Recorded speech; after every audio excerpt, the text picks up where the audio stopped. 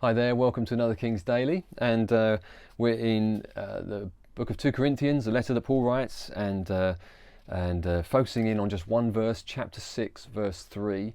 And just give a little bit of context for it, is that Paul has just talked in chapter 5, verse 20, about being an ambassador of Christ, and an ambassador is someone who is sent from another nation. I'm sure you know, and it's obvious, but they're sent from another nation into another country to represent that country.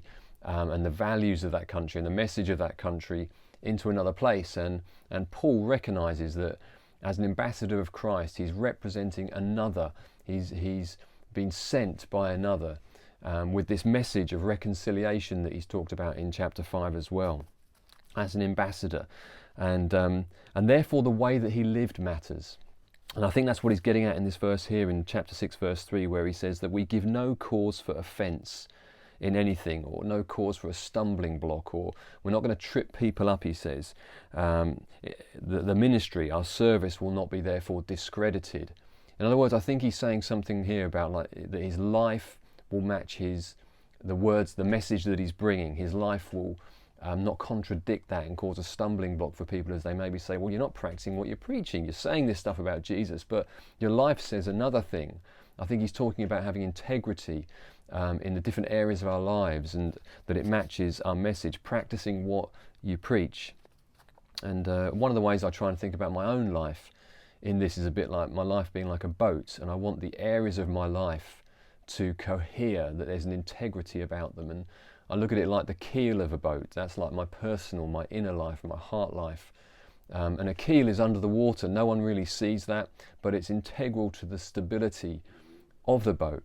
And I want my personal life to line up with my private life. That's kind of like being in a cabin on a boat, where people we live with, the people that are really close with us, that those people see that aspect of my life. I want there to be integrity between those two. But also I want that to spill over into my public life as well, where it might be in the workplace, it might be just in the wider community.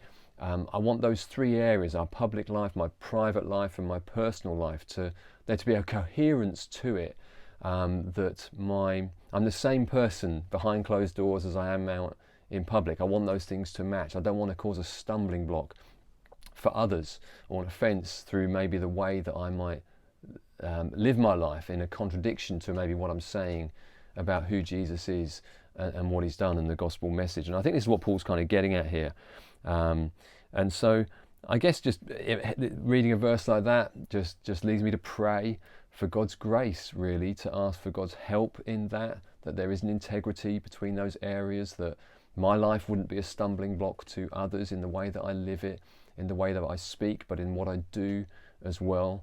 And I pray for that for all of us, really, those listening, that there's a continued grace of God to live in such a way that as ambassadors of Christ, if you're a follower of Jesus, as ambassadors of Christ, we have the grace to not just speak the message, but live the message out as well.